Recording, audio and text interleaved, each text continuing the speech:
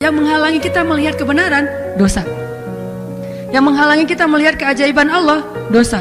Mata kita tuh nggak bisa melihat sesuatu yang hakikat, itu karena mata kita tuh dirabunkan oleh dosa-dosa.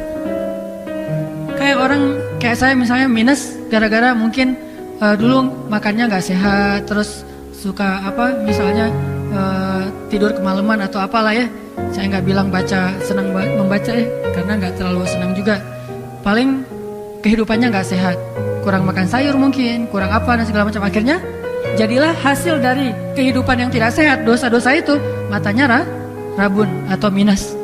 Begitu juga mata batin, mata basirah, dia akan menjadi rabun, lama-lama nggak kelihatan apapun gara-gara terlalu banyak dosa.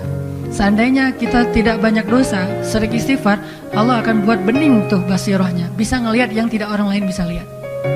Apa yang orang lain nggak bisa lihat? Hakikat. Kayak misalnya Utsman bin Affan lagi taklim kayak gini, tiba-tiba ada yang datang. Ternyata salah satu yang baru datang itu sebelum masuk masjid, di luar masjid dia nggak sengaja ngelihat seorang cewek ketiup angin, kesingkap angin, akhirnya rambutnya kelihatan. Nggak sengaja, sekilas cuma rambut doang. Cuman karena dia anggap itu dosa kecil, dia nggak istighfar, langsung masuk masjid. Dosa kecil lah, baik weh gitu ya. Masuk aja masjid. Pas dia masuk ke masjid, Utsman langsung ngelihat ke arah dia. Utsman bilang apa? Kenapa masih ada orang yang masuk ke dalam majelis kita, sedangkan di dalam matanya ada bekas dosa. Utsman tuh nggak ngelihat tadi kejadiannya, tapi Utsman bilang, kenapa masih ada yang masuk ke dalam majelis kita, sedangkan di matanya masih ada bekas zina, kata Utsman, bukan dosa, bekas zina. Orang itu langsung kaget, tahu dia. Terus kata dia, ya Amirul Mukminin, apakah telah turun wahyu kepadamu setelah Rasulullah? Kok kamu tahu gitu? Kan cuma Rasulullah yang dapat wahyu.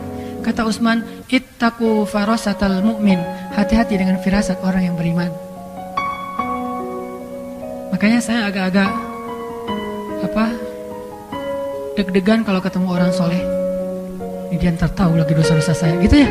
Makanya kalau ketemu orang soleh saya mah nggak mau deket-deket, dari jauh aja. Kalau ketemu itu pun gak akan saya minta nasihat lama-lama. Syekh doain saya ya, udah pergi aja.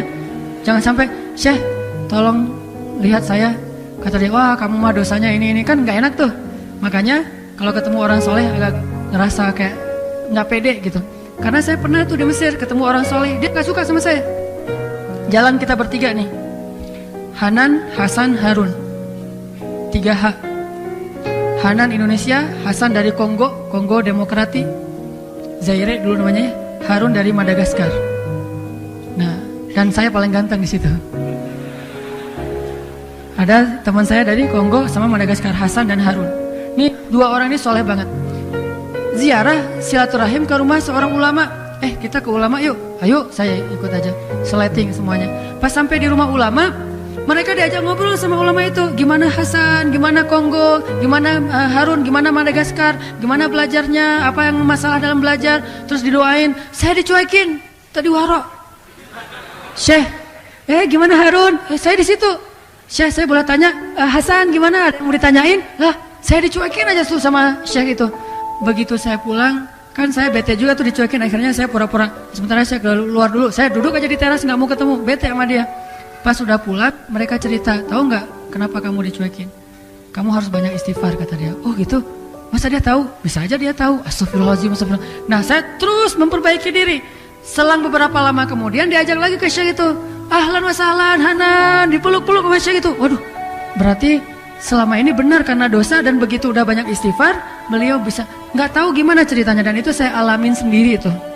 Ulama yang mungkin orangnya memang di atas rata-rata kesolehan, dan ulama kayak gini biasanya nggak terkenal, bukan selebgram, followersnya paling 2. Kalau yang banyak followersnya mah kurang soleh ya. Kalau yang soleh biasanya followersnya 2 paling, istrinya.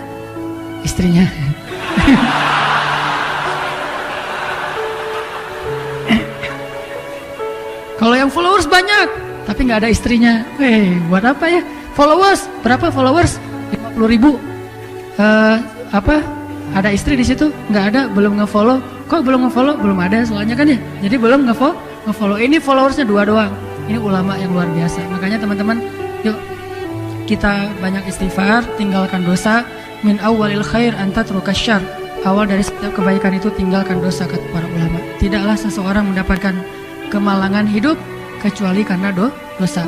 Tapi kalau dia ngerasa nggak ada kemalangan, mungkin dia sudah kena istidraj atau baro'ah. Nauzubillah, Allah nggak peduli sama dia.